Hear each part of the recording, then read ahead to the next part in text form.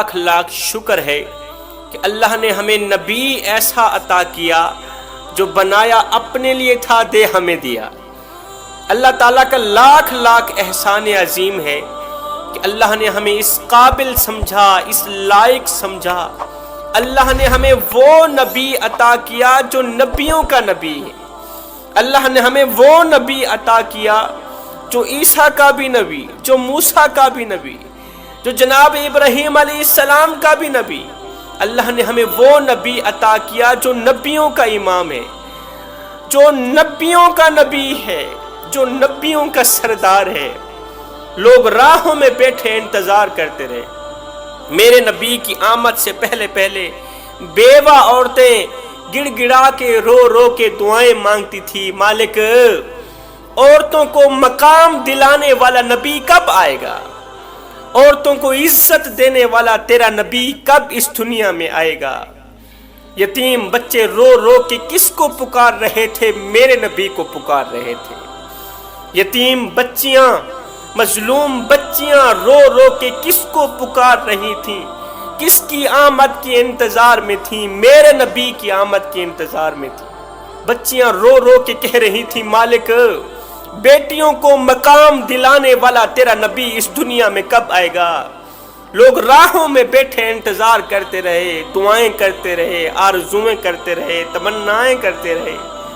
بھائیو، ہم نے تو کوئی دعا نہیں کی، ہم نے تو کوئی تمنا نہیں کی، ہم نے تو کوئی آرزو نہیں کی۔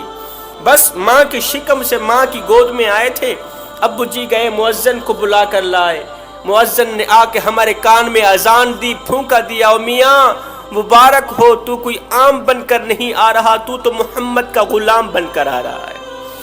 تیری عظمت کو سلام، تیری زندگی کو سلام، تیرے نصیب اور مقدر کو سلام۔ تو عام بن کر اس دنیا میں نہیں آ رہا، تو محمد کا غلام بن کر آ رہا ہے۔ تو میرے نبی جب اس دنیا میں آئے تو آتے ہی میرے نبی نے فرمایا، لوگو عورت کے 4 روپ ہیں، 4 روپ ہیں عورت کے۔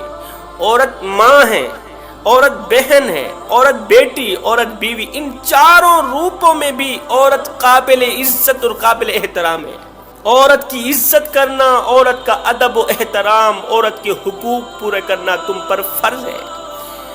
اب چلتے ہیں اپنے موضوع کی طرف کہ میرے نبی آئے، عورتوں کو جینے کا سلیقہ سکھایا، عورتوں کو جنت میں لے جانے کے راستے بتائے۔ ہم چلتے ہیں اپنے سبق کی طرف۔ قبلہ، ایک خامد کسی گناہ میں مبتلا ہوتا ہے، بار بار نصیحت کرنے پر وہ خامد پکی توبہ کر لیتا ہے، گناہوں سے نفرت کرنے لگ جاتا ہے۔ اب میرے نبی نے فرمایا، جب ایک شخص توبہ کر لے تو لوگوں کو چاہیے کہ ان کے پچھلے تمام گناہوں پر پردہ ڈالیں، تمام کوتاہیوں پر پردہ ڈالیں۔ لیکن میرے معاشرے میں جو گنگا بہہ رہی ہے، جب ایک شوہر پکی توبہ کر لیتا ہے تو اس کی بیوی سابقہ گناہوں پر اسے تانے دینے لگ جاتی ہے، تانے دے دے کے اسے ذلیل و خوار کرنے لگ جاتی ہے۔ جب غصے میں آتی ہے، طیش میں آتی ہے، اس کا راز فاش کرنے پہ تل جاتی، تو نے فلاں دن یہ کارنامہ کیا تھا، فلاں دن یہ گناہ کیا تھا، فلاں دن یہ کوتاہی سر انجام دی تھی۔ حالانکہ شوہر پکی توبہ کر چکا ہے، ان گناہوں سے نفرت کر چکا ہے۔ اسے ذلیل کرنا گناہ کے سوا کچھ بھی نہیں ہے۔ ہو سکتا ہے اس نے اس انداز میں اللہ سے رو رو کے توبہ کی ہو، اس انداز میں پختہ توبہ کی ہو کہ اللہ تعالیٰ نے نہ صرف اس کے پچھلے تمام گناہوں کو مٹایا ہو سکتا ہے اللہ نے اس کے تمام گناہوں کو نیکیوں میں بدل ڈالا ہو، یہ بھی تو ہو سکتا ہے نا۔ ہو سکتا ہے شوہر نے، ایک خامد نے اس انداز میں توبہ کی ہو کہ اس کی توبہ نے اسے اللہ کا محبوب بنا دیا ہو، یہ بھی تو ہو سکتا ہے نا۔ میرے کریم نبی نے فرمایا، میں اللہ کا حبیب ہوں۔ پھر فرمایا، جو جوان جوانی میں توبہ کرتا ہے وہ بھی اللہ کا حبیب بن جاتا ہے۔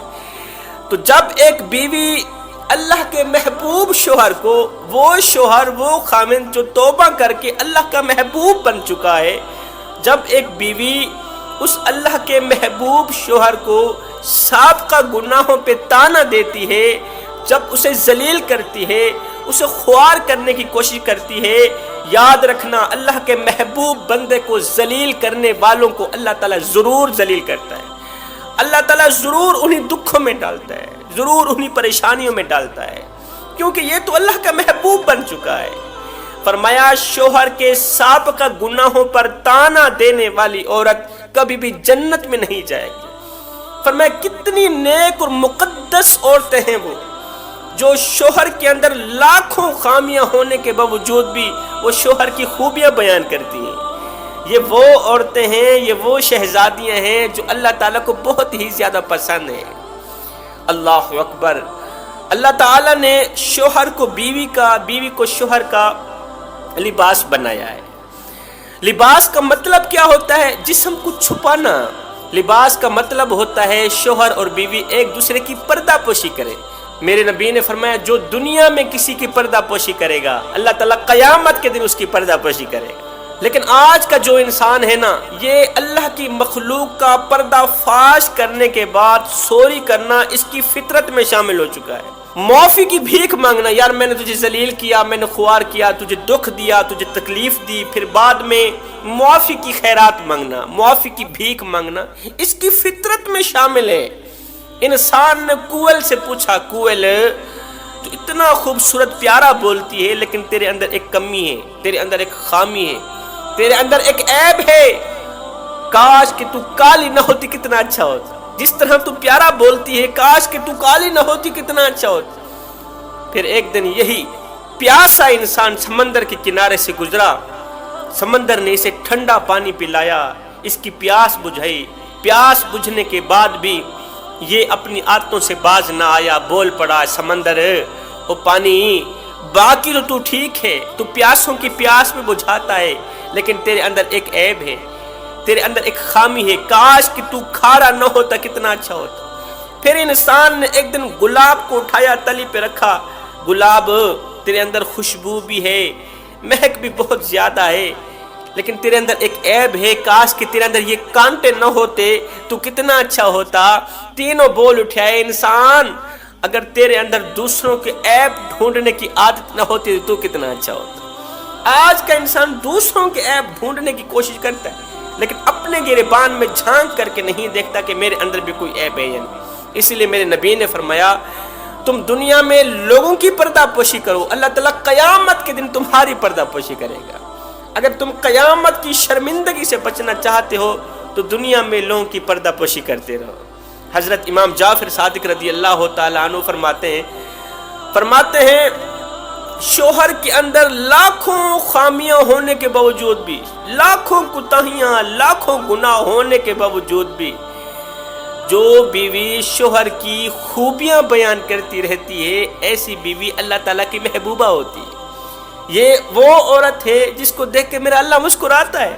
شوہر کے اندر لاکھوں خامیاں تھیں، لاکھوں کوتاہیاں تھیں، لیکن اس نے کوتاہیوں کو بیان نہیں کیا، اس نے خامیوں کو بیان نہیں کیا۔ خامیوں پر پردہ دے کے اللہ کی خاطر، اللہ رسول کی رضا کے لیے خامیوں پر پردہ دے کے اس کی دیگر عورتوں کے سامنے، دیگر مردوں کے سامنے، اپنے ماں باپ کے سامنے اس کی خوبیاں بیان کرتی ہیں۔ یہ وہ عورت ہے جسے دیکھ کے میرا اللہ مسکراتا ہے۔ میاں بیوی جیسے عظیم رشتے میں اونچ نیچ ہوتی رہتی، لڑائی جھگڑا اکثر ہوتا رہتا ہے، لیکن ہوتا یہ ہے کہ ایک دوسرے کو تانا دینے لگ جاتے ہیں۔ اکثر میاں بیوی اس طرح کے ہوتے ہیں، جب طیش میں آتے ہیں، جب زیادہ غصے میں آتے ہیں نا، تو پھر وہ ایک دوسرے کا پردہ فاش کر لیتے ہیں۔ تو نے فلاں دن یہ کارنامہ سر انجام دیا تھا، فلاں دن یہ گناہ کیا تھا۔ ایسا عمل دلوں میں دوری پیدا کرتا ہے، نفرت پیدا کرتا ہے، کدورت پیدا کرتا ہے۔ یہ لڑائی، یہ جھگڑا، یہ تکرار بڑھتا جاتا ہے، بڑھتے بڑھتے نوبت طلاق تک آن پہنچتی ہے۔ یہ ہمیشہ کے لیے ایک دوسرے سے جدا ہو جاتے ہیں۔ یہاں پر میں مردوں کو بھی ایک سبق دے کے جاؤں گا، خدارا زندگی میں کبھی بھول کر کے بھی اپنی ماں کے سامنے، بہن کے سامنے، بھائیوں کے سامنے بیوی کی خامیاں بیان نہ کر، بیوی کا گلہ بیان نہ کر۔ بیوی کے اندر لاکھ خامیاں ہوں لیکن لوگوں کے سامنے اس کی خوبیاں بیان کرنا۔ یار وہ صرف تمہاری بیوی نہیں، وہ تمہارے بچوں کی ماں بھی ہے۔ وہ صرف تمہاری بیوی نہیں، وہ تمہاری نوکرانی بھی ہے، تمہیں کھانا بنا کے دیتی ہے، تمہارے کپڑے دھو کے دیتی ہے، تمہاری بھی نوکری کرے، تمہاری اولاد کی بھی نوکری کرے، تمہاری اولاد کو چلنا سکھا رہی ہے، تمہاری اولاد کے اچھے مستقبل کے لیے دن رات ایک کر کے محنت کر رہی ہے، مشقتیں کاٹ رہی ہے، وہ صرف تمہاری بیوی نہیں اور بھی بہت کچھ ہے۔